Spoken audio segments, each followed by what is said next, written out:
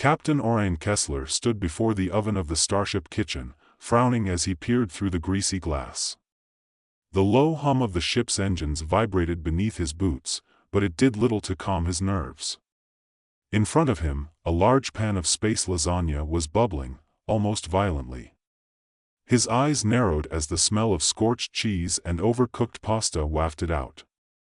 This wasn't the first time, and he swore to the stars above it wouldn't be the last, but there was something almost poetic about the way everything always seemed to go wrong. "Damn it," he muttered under his breath, wiping his hands on his fatigues before leaning in to adjust the temperature dial. He flicked it one way and then another, but the lasagna kept bubbling and popping as if it had a mind of its own. This was supposed to be their victory meal, a reminder of the good old days back on Earth when things were simpler and the toughest decision was what to have for dinner. Behind him, Lieutenant Carla Henson entered, her uniform immaculate, her dark hair pulled back into a neat ponytail. She was always one step ahead, always thinking, always calm in a crisis. Which, in this case, was no help at all. "What's that smell?" she asked, peeking over his shoulder, her face splitting into a grin as she saw the state of the lasagna. "You sure you're qualified to cook this stuff, Captain?" Kessler turned toward her, holding up a hand as though to defend his honor.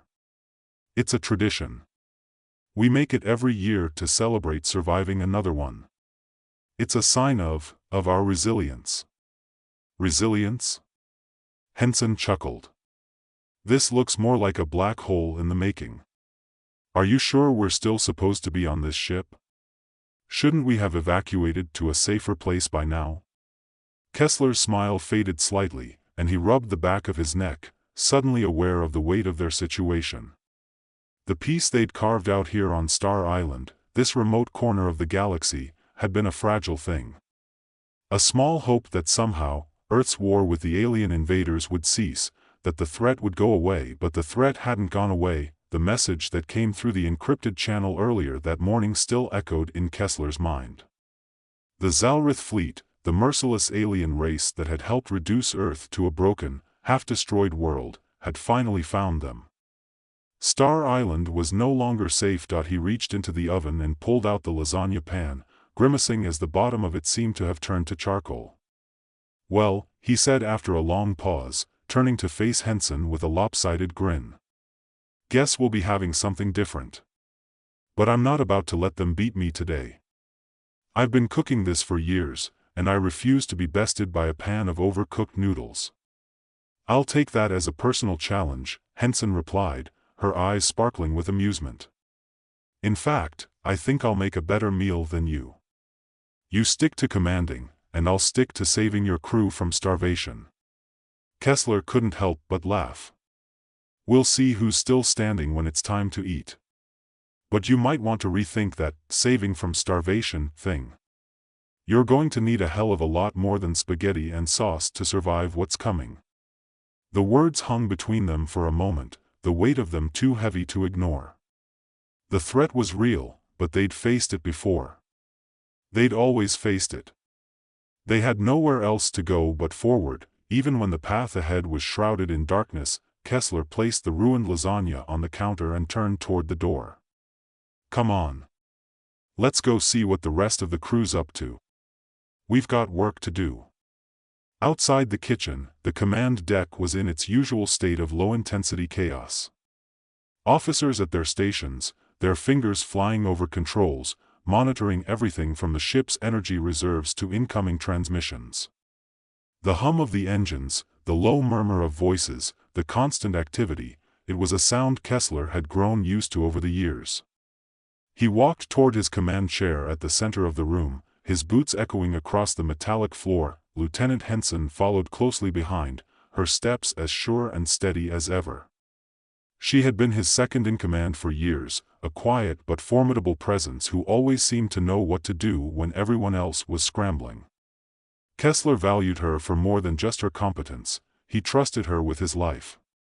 And that trust had kept them alive more times than he could count. As he sat down in his chair and surveyed the crew, the stillness of the room seemed to settle over him. Then, a sudden, sharp tone echoed from the communication console. Kessler leaned forward, his fingers brushing over the control panel as the familiar voice of the communications officer rang out, "Captain, we've received a transmission. It's urgent."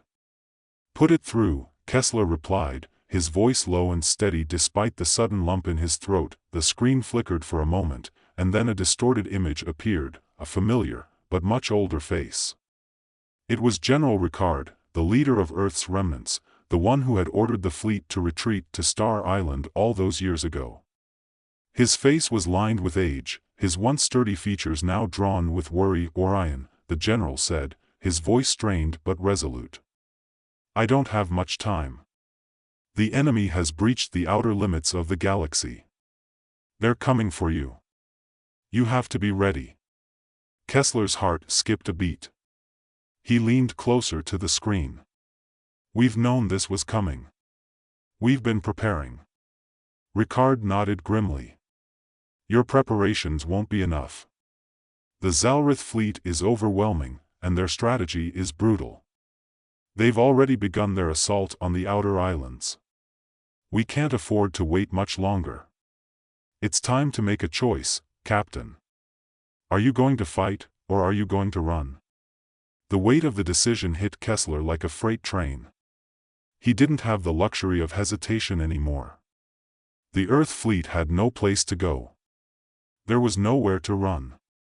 Star Island was their last stand. "We'll fight," Kessler said, his voice steady now, his gaze fixed on the screen. "We'll fight to the end." Ricard's face softened, a flicker of pride passing through his tired eyes. "I knew you'd say that. You're the last hope we have, Orion. Do what you must. And remember, the galaxy's watching." The transmission cut off abruptly, leaving Kessler in the silence of the command deck. He turned to Henson, who had been standing by his side, waiting for him to process the message. "We don't have much time," he said, his voice firm now, with a new sense of purpose. "Gather the crew.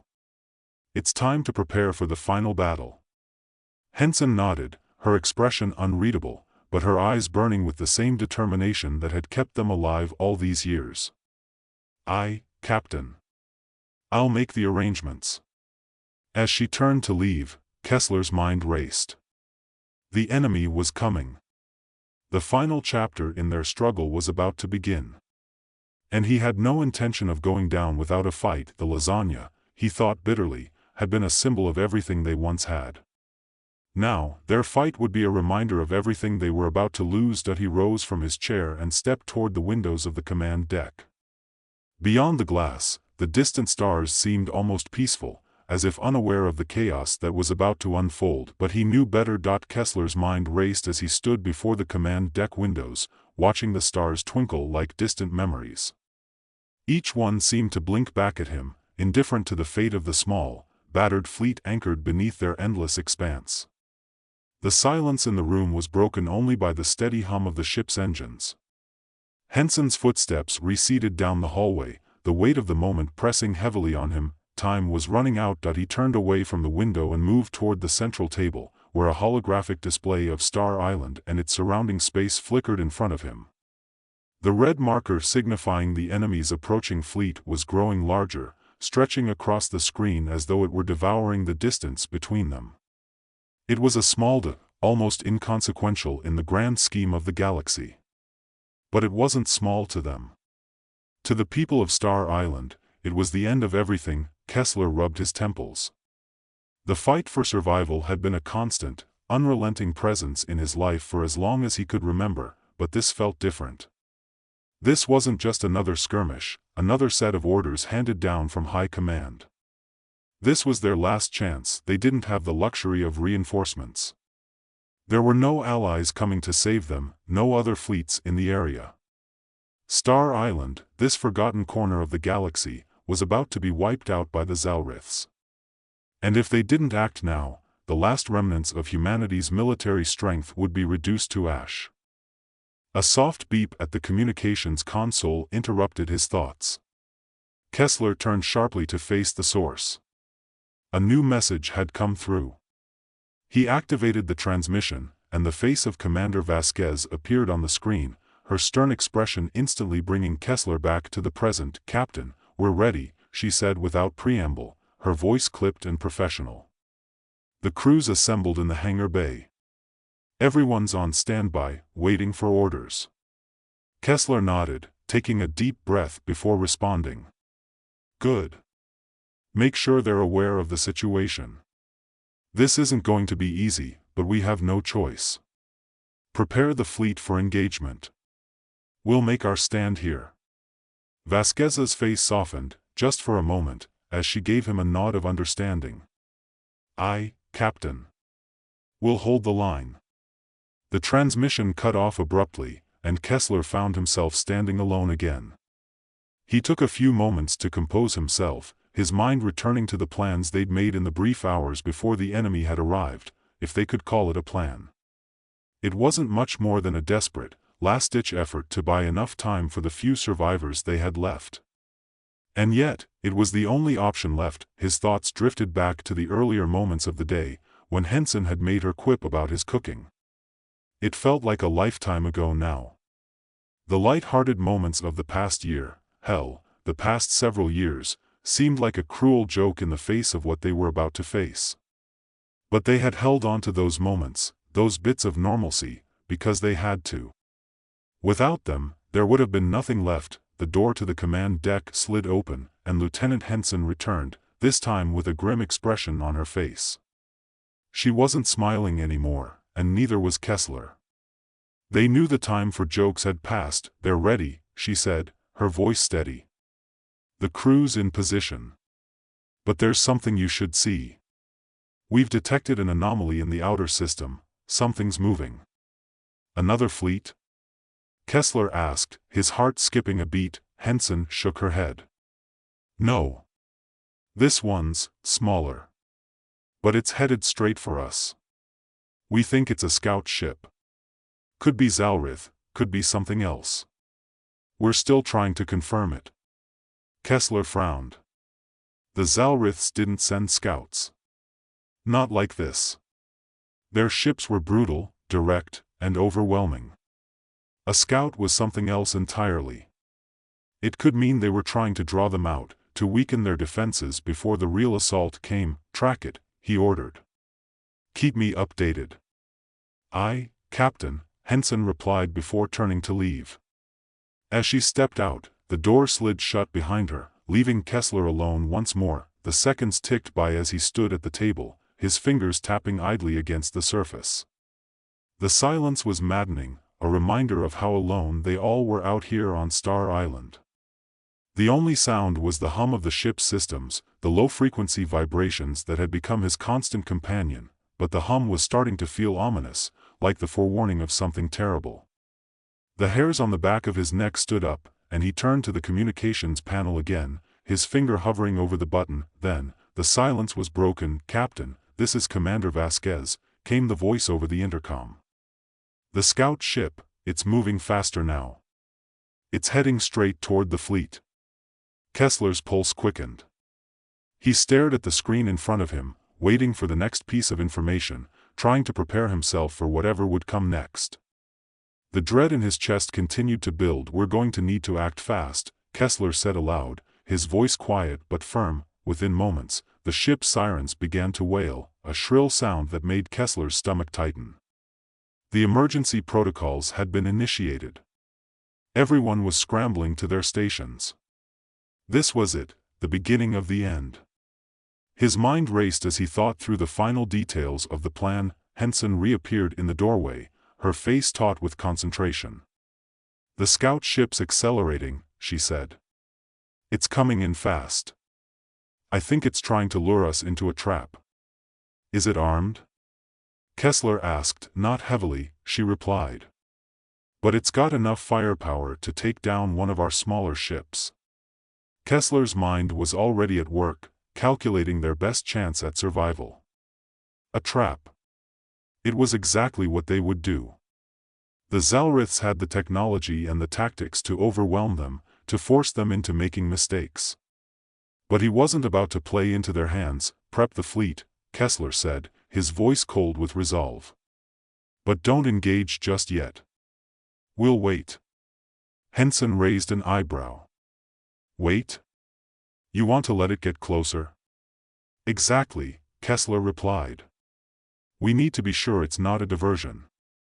If we move too quickly, we risk getting drawn into something worse. Henson nodded, understanding. Got it. I'll pass the word along. As she disappeared once more into the depths of the ship, Kessler allowed himself a moment of quiet reflection. The crew was ready. The fleet was ready. And now, it was just a matter of survival. Minutes passed, each one stretching out like an eternity. The scout ship grew closer on the radar, its signal clear but still a mystery. Kessler kept his eyes trained on the display, his fingers tapping the surface of the table nervously. He had been in countless battles, had seen countless ships torn apart, but this felt different. This felt personal. He couldn't shake the feeling that they were being toyed with, manipulated by an enemy that knew more than they should.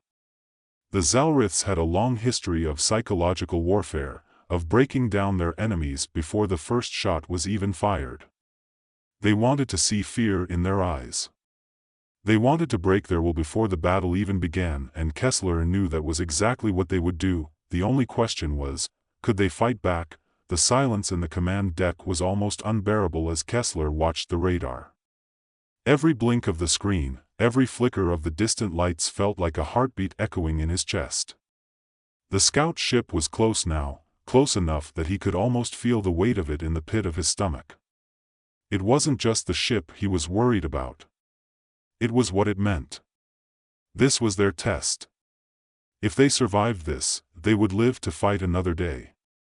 If not, they wouldn't get another chance. The seconds bled into minutes. Henson had made the rounds, preparing the crew, rallying the soldiers and technicians, urging them to stand ready. Kessler could feel the tension tightening, like the air just before a storm. The crew had been through a lot together over the years, but this was different. This wasn't a fight for survival anymore. This was the fight for everything they had left. Captain, came Vasquez's voice over the intercom, sharp and steady, the scout ship is closing in fast. I don't think it's aware that we've detected it yet. What are your orders? Kessler didn't take his eyes off the display as he spoke. Keep our distance. Let it get as close as possible, then turn on them. We'll hit it hard and fast, with everything we've got. If it's a diversion, we'll deal with the real threat when it arrives. If it's not, then we're already in for a hell of a fight. Vasquez's voice came back a moment later. Understood. Preparing weapons for engagement. Kessler's fingers hovered over the console. It was the waiting that got to him, the way his heart kept trying to beat its way out of his chest. It was a battle of patience. The longer they waited, the more real the possibility of disaster became. But one wrong move, and they'd be walking into a trap they couldn't escape. Closing in now, Henson said from behind him, her voice low. She had returned, standing at his shoulder, her eyes on the same radar, her jaw clenched tight. It's too close for comfort. Are you sure about this? Kessler turned his head slightly, meeting her gaze. We don't have a choice. The scout ship was moving fast, its blip on the radar growing larger, closer.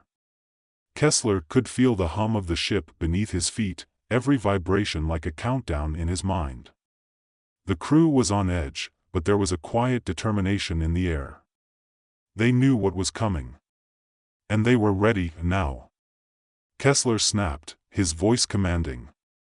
The seconds that followed were the longest of his life. The ship shuddered as the order was carried out. The moment they turned the fleet toward the incoming vessel, the weapon systems roared to life, the dull thrum of energy beams charging up and preparing for launch. Kessler's fingers gripped the edge of his chair, his eyes fixed on the screen, watching as the scout ship grew closer, the tension building like an electrical storm. The first volley came from the fleet, the laser beams slicing through the darkness of space, a burst of power that lit up the vacuum like a brief flash of lightning. The scout ship didn't stand a chance. It tried to maneuver, tried to evade, but it was too slow. The Earth fleet had caught it by surprise, just as Kessler had hoped. the scout ship exploded in a brilliant flash of light, debris scattering into the void. For a moment, the room went silent, the tension hanging thick in the air. Kessler didn't move, didn't speak. His gaze remained locked on the empty space where the enemy ship had been. It was over. But it didn't feel like a victory. The explosion, brief as it was, had done nothing to relieve the pressure building in Kessler's chest. He knew what this meant. The scout ship wasn't the real threat. The real threat was the massive Zalrith fleet that was still out there, waiting. The scout ship had only been the first act. The rest of the play was about to begin. Kessler stood up slowly, the weight of it all settling on his shoulders. He turned to Henson, who had been watching the screen with an unreadable expression. She nodded, her lips pressed into a thin line. "It's a trap," she said simply, her voice low. "I know," Kessler replied, his tone flat. He didn't need to hear it again. He had felt it in his gut the moment they had pulled the trigger. The scout ship was only a test. The Zalriths wanted to see how they would respond. They wanted to gauge their strength, their readiness. And now, with their first move made, it was time for the real battle to begin. Kessler turned to face the rest of the crew, who were all watching him now, waiting for direction. "Brace for impact," he said, his voice cold and steady. "They'll be here soon. We need to be ready." Henson didn't speak, but her eyes met his for a split second. She knew exactly what he meant. The calm before the storm was over. There was no more time for preparation, no more time for plans. It was time for action. The ship's engines roared as they powered up, the hum of the hull vibrating beneath their feet. The radar flickered once again, and then, there it was. The Zalrith fleet, a massive formation of ships, appeared on the screens. It was like a wall of darkness, stretching out across the expanse of space, moving relentlessly toward them. Kessler's eyes scanned the formation, mentally counting the number of ships, assessing the threat. They were outgunned. Outnumbered. But they had one thing the enemy didn't have: desperation. And desperation made a hell of a fighter. "Launch all fighters," Kessler ordered, his voice cutting through the tension. "Prepare for the full assault. Let's show them what we're made of." The crew scrambled into action, sending the fleet's last remaining fighters into the air. The small ships launched with a roar, zipping through the void like lightning, their energy shields crackling and flickering as they approached the massive enemy ships. Kessler watched as they made their moves, dodging and weaving through the void, firing at anything that moved. The enemy responded quickly, their own fighters emerging from the belly of their ships like a swarm of angry bees. The battlefield became a chaotic mess of gunfire and explosions, of twisting ships and laser blasts. Kessler gritted his teeth, his eyes scanning the chaos as it unfolded. He couldn't afford to lose focus. "Not now, brace." Henson shouted, and just as she did, the ship lurched violently as a direct hit slammed into their hull. The sound of the explosion shook the walls of the command deck, and the entire room seemed to shudder.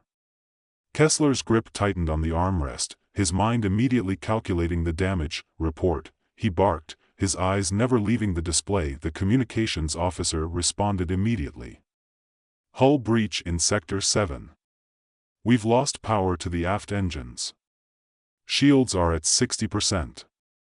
Damn it." Kessler slammed his fist against the console, but there was no time to dwell on it. He could hear the clatter of activity all around him, the crew working frantically to stabilize the ship. But it wasn't enough. The Zalriths had the upper hand, and they knew it. The barrage of fire from their ships was relentless, each shot pushing them closer to the brink. Kessler stood up, his eyes scanning the faces of his crew, each one a reflection of the fear and determination he felt. "We're not going down like this," he said, his voice steady. "We fight. We fight until there's nothing left." He didn't wait for a response. He turned back to the viewport, his eyes fixed on the swirling battle outside. The enemy was closing in. The fight was about to get even worse, but this was it. This was their moment. They had nothing left to lose.